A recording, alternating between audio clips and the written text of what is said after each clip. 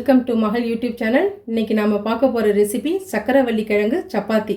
சரிங்களா? இது வந்து ரொம்ப சாப்பிட்றதுக்கு ரொம்ப நல்லாயிருக்கும். இது வந்து வெயிட் லாஸ் பண்ணுறவங்களுக்கு ஒரு ஏற்ற ஒரு ஃபுட்டு இது. இதை வந்து எப்படி செய்யலான்னு பார்க்கலாம் வாங்க. இப்போது நம்ம சக்கரவள்ளி கிழங்கை ஸ்டீம் பண்ணிக்கலாம். அதுக்கு ஸ்டவ்வை ஆன் பண்ணிவிட்டு அதில் தண்ணி நம்ம விட்டுட்டு இது மேலே இது எப்படி வச்சுட்டு இப்போது இதை நம்ம வந்து ஸ்டீம் பண்ணிடலாம் ஒரு 10 மினிட்ஸ் வரைக்கும். அவ்வளோதான். இப்போது இங்கே பாருங்கள், இது நல்லா ஸ்டீம் ஆகிடுச்சு. இதை வந்து நம்ம இப்போ வெளியில் எடுத்து அந்த தோலெல்லாம் நம்ம எடுத்துடலாம். எடுத்துகிட்டு அதை நல்லா நம்ம மசிச்சிக்கலாம். சரியா? இப்போது நம்ம தோல்லாம் உரித்து எடுத்து வச்சுட்டோம். இதை வந்து நம்ம நல்லா ஸ்மாஷ் பண்ணிக்கலாம் ஃபஸ்ட்டு. இப்போது இதை நல்லா ஸ்மாஷ் பண்ணி நல்லா மாவாட்டம் ஆக்கிட்டேன். சரிங்களா? இப்போது இதில் என்னென்ன சேர்க்க போகிறோன்னா, ஃபஸ்ட்டு கோதுமை மாவு, இது சில்லி பவுடர் ஒரு ஸ்பூனு, பட்டர் கொஞ்சம் சேர்க்க போகிறோம், வெங்காயம் கொஞ்சோண்டு இது நல்லா ஸ்லைஸ் பண்ணி வச்சுருக்கேன் குட்டியாக. அதுக்கப்புறம் மல்லித்தழை, கேரட்டு, வெங்காயத்தாள், சால்ட்டு, கரம் மசாலா, இஞ்சி பூண்டு பேஸ்ட்டு. சரிங்களா? இதை எல்லாத்தையும் இப்போ போட்டு நம்ம சப்பாத்தி மாவு பாதத்தில் பிசைய போகிறோம். இதை எல்லாத்தையும் நம்ம இதில் சேர்த்துக்கலாம். காரப்பொடி, வெங்காயம், கேரட்டு, மல்லித்தழை, வெங்காயத்தாள், கரம் மசாலா பொடி,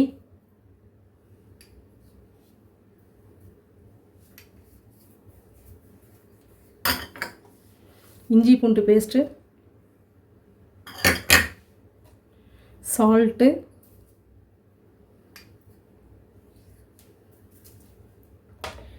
நெக்ஸ்ட்டு கோதுமை மாவு. இதுக்கு வந்து அளவுலாம் இல்லை, உங்களுக்கு எவ்வளோ தேவையோ போட்டுக்கோங்க. அவ்வளோதான். லாஸ்ட்டாக பட்டர். அவ்வளோதான்.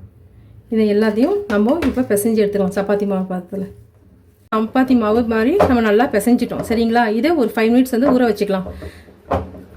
அவ்வளோதான். இப்போது நம்ம எப்படி சப்பாத்தி போடுறதுன்னு பார்த்துக்கலாம். ஃபஸ்ட்டு கொஞ்சோண்டு எண்ணெயை எடுத்து இப்படி அப்ளை பண்ணிக்கிங்க. கையில் அப்ளை பண்ணிவிட்டு இதை இதில் மாவில் தொட்டுட்டு இதை வந்து இப்படி திரட்டுங்க ஃபஸ்ட்டு. ஏன்னா இது வந்து கோதுமை மாவு கிடையாது. இதில் நம்ம வந்து அந்த இந்த சக்கரவள்ளி கிழங்கு சேர்த்துருக்கிறதுனால உங்களுக்கு வந்து ரொம்ப தின்னாக வராது, ரவுண்டாகவும் வராது. அதுக்காக நீங்கள் என்ன செய்யணும், ஃபஸ்ட்டு நீங்கள் சப்பாத்தியை இப்படி திரட்டிடுங்க. திரட்டிட்டு ஒரு மூடி ஒன்று எடுத்துகிட்டு இதில் வந்து இப்படி ப்ரெஸ் பண்ணிவிடுங்க.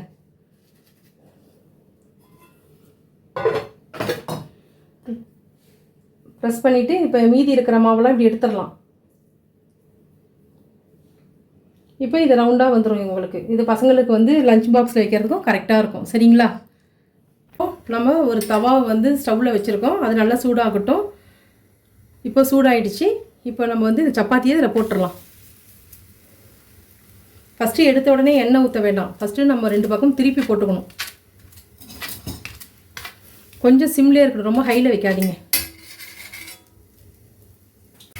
இப்போ திருப்பி போட்டுக்கலாம். இப்போ திருப்பி போட்டுட்டு இப்போ நம்ம எண்ணெய் விட்டுக்கலாம் கொஞ்சம்.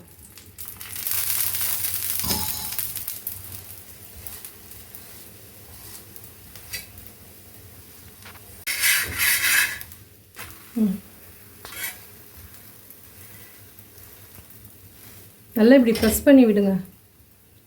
அப்போ தான் ஒரு நல்லா உப்பி வரும்.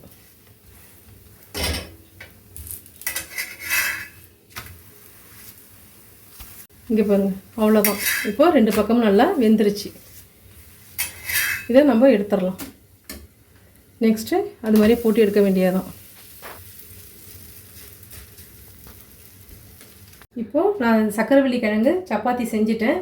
இதுக்கு நீங்கள் வந்து சைடிஷாக வந்து நல்ல கெட்டி தயிர், இல்லைன்னா வந்து ரைத்தா, இல்லைனா நீங்கள் தக்காளி தொக்கு எது வேணாலும் அதுக்கு நீங்கள் சைடிஷாக வச்சுக்கலாம். இப்போ நான் இன்றைக்கி வந்து சிம்பிளாக வந்து நமக்கு மெயின் டிஷ்ஷு வந்து நமக்கு சக்கரவள்ளி கிழங்கு சப்பாத்தி தான். அதுக்கு வந்து நான் வந்து கெட்டி தயிர் மட்டும் வீட்டில் உர ஊற்றின தயிர் எடுத்திருக்கேன். சரிங்களா?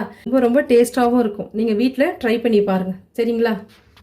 என்னுடைய ஸ்டைலில் இன்றைக்கி சக்கரவள்ளி கிழங்கு சப்பாத்தி செஞ்சுருக்கேன். நீங்களும் செஞ்சு பாருங்கள், சாப்பிட்டு பாருங்கள். பிடிச்சிருந்தா லைக் பண்ணுங்கள், ஷேர் பண்ணுங்கள், சப்ஸ்கிரைப் பண்ணுங்கள். தேங்க்யூ.